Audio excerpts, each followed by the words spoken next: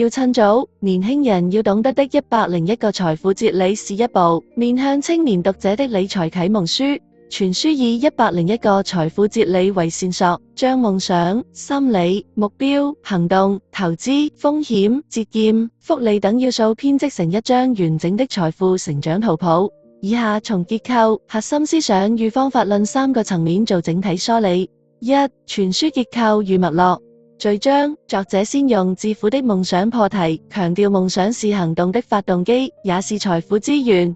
若沒有藍圖，再多努力也是無意義的奔波。第一篇，夢想與心態，圍繞想得到財富，先將財富觀念送入潛意識展開，通過自我暗示、強烈慾望與積極心態的培養，幫助讀者建立我值得並且能夠擁有財富的內在信念。第二篇，目標與行動，提出目標是一個人的動力核心，章節內容涵蓋確立可執行目標，將大目標拆分為小步驟，克服惰性與恐懼，並反覆提醒行動，哪怕行動很微小，也比空想更有力量。第三篇，財商與投資，以貨幣時間價值和複利效應為理論支點，說明越早投資，越快讓錢為你工作。同時通過案例與寓言告訴讀者，投資得當才能帶來豐厚回報，盲目跟風只會讓本金陷入危險。第四篇，風險與節儉，強調沒有任何人能確保投資一定成功，年輕人應留出後備資金，避免孤注一擲。節儉被視為有計劃地奔向財富，是抵禦風險的第一道護城河。第五篇，價值觀與幸福感，作者提醒讀者，財富的真正意義在於提升生活質量與幸福感，而非單純追求數字增長。控制慾望、理性消費、平衡工作與生活，才是財富運用的最高境界。終章，回扣序章，夢想與現實交織，鼓勵讀者在實踐中不斷修正理念、迭代方法，把致富當成一場長期修行。2. 核心思想。1. 致富先從致富腦開始，心理暗示、積極自我對話與強烈慾望，是點燃行動火焰的引信。2. 目標是行動的指南針。夢想若不落地，就停留在幻想層面。拆分目標，設定里程碑，才能讓複利效應在人生軌跡上生根。3. 時間是最大的槓桿。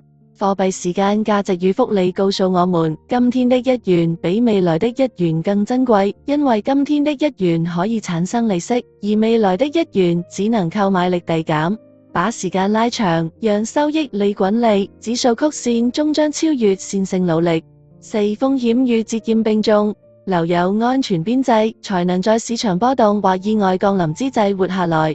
節儉不是節欲，而是把資源投向更高回報的領域。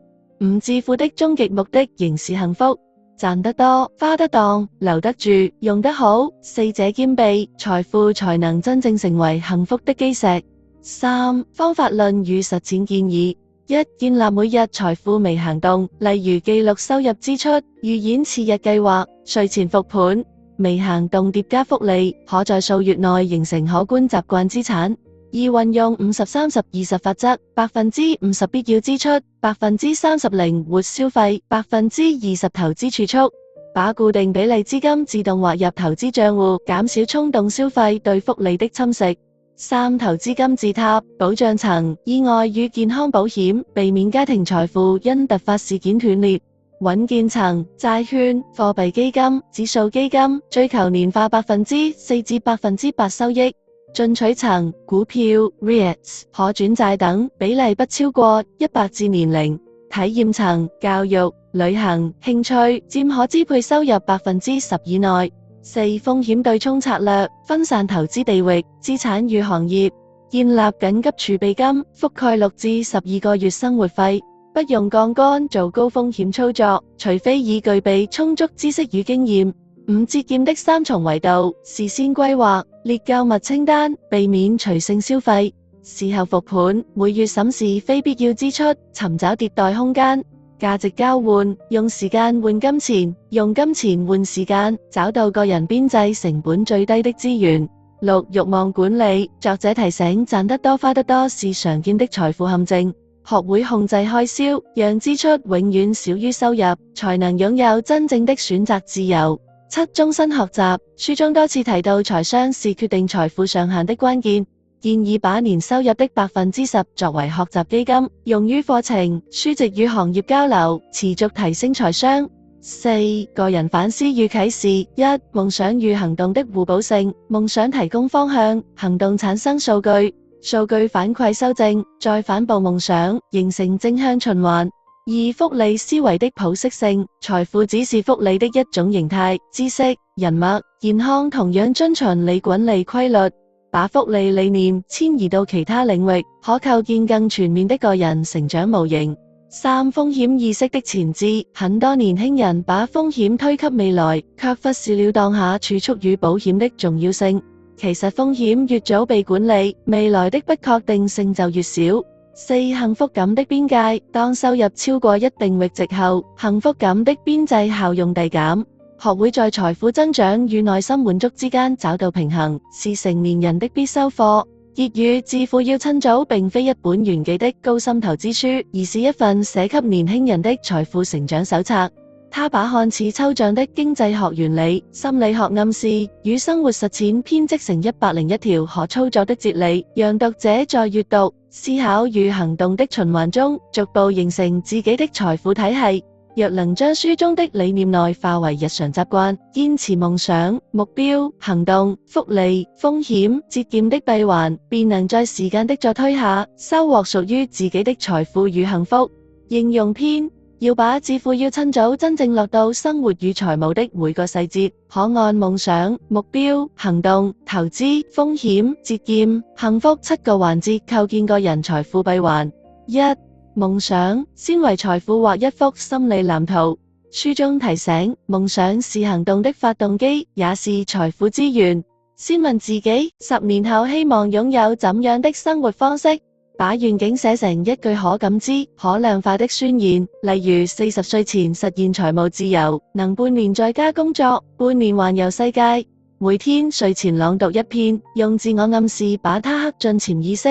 2. 目標，把夢想拆成年度、月度、週、日的里程碑。作者強調，目標是一個人的動力核心，要可執行、可量化，採用 SMART 原則，具體、可衡量、可實現、相關性、時限。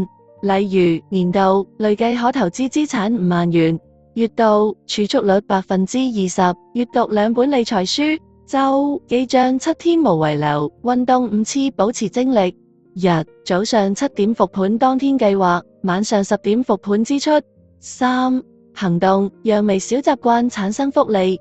書中指出，行動哪怕很微小，也比空想更有力量。把每項里程碑再拆成每天可完成的最小動作。儲蓄，工資發放後立即自動劃走 20%。投資，每週固定30分鐘研究指數基金行情。學習，每天通勤時間讀10頁理財書或財經新聞。4. 投資，讓錢為你工作。在投資章節，作者以複利效應說明越早投資，越快讓錢為你工作。遵循書中投資金字塔，保障層、足額醫保加意外險，避免財富因突發事件斷裂。穩健層，貨幣基金、短債基金，目標年化 4% 至 8%。進取層，指數基金 REITs 可轉債，比例不超過100至年齡。體驗層，教育、旅行、興趣，控制在可支配收入 10% 以內，每月定投1次，實現自動投入、自動止盈。5. 風險，留出安全邊際。作者提醒，沒有任何人能確保投資一定成功，必須留出後備資金。緊急儲備金覆蓋6至12個月生活費，分開放在易取現但利率較高的貨幣基金。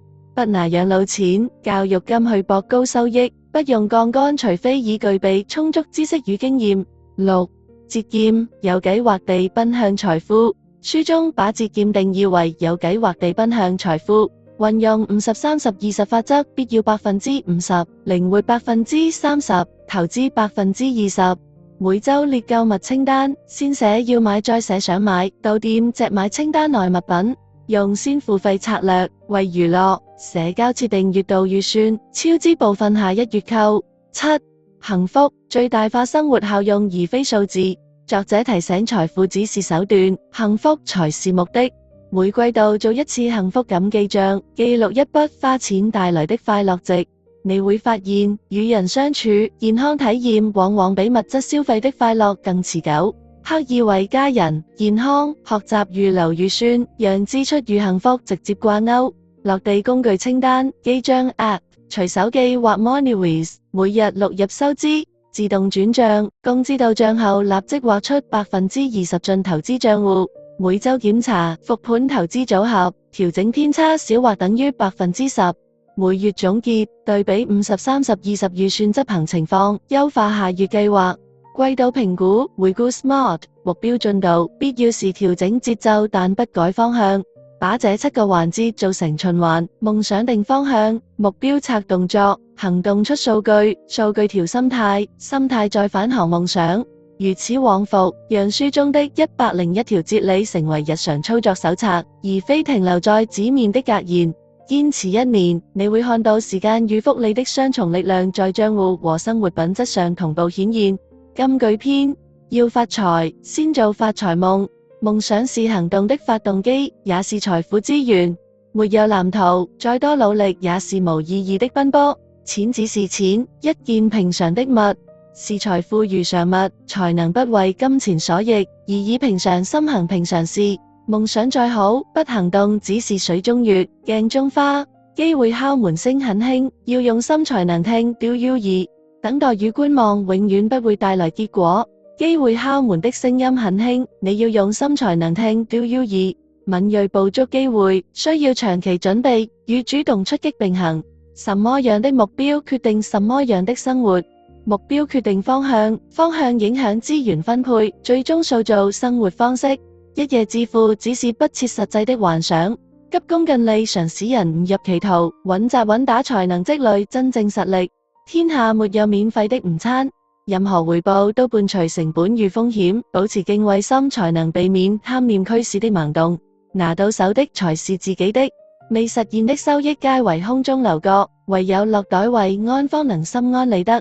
正確的思考是致富的捷徑，思路決定出路，先修心智，再談財富。方向對了，努力才有乘數效應，在正確的時間做正確的事情，才能保證把風險降到最低。時機與選擇共同決定結果，懂得取捨與節奏，方能穩健前行。閱讀時可將以上金句視為路標，在夢想、目標、行動、投資、風險、節儉、幸福的閉環中不斷對照自省，日日勤奮，福利自然。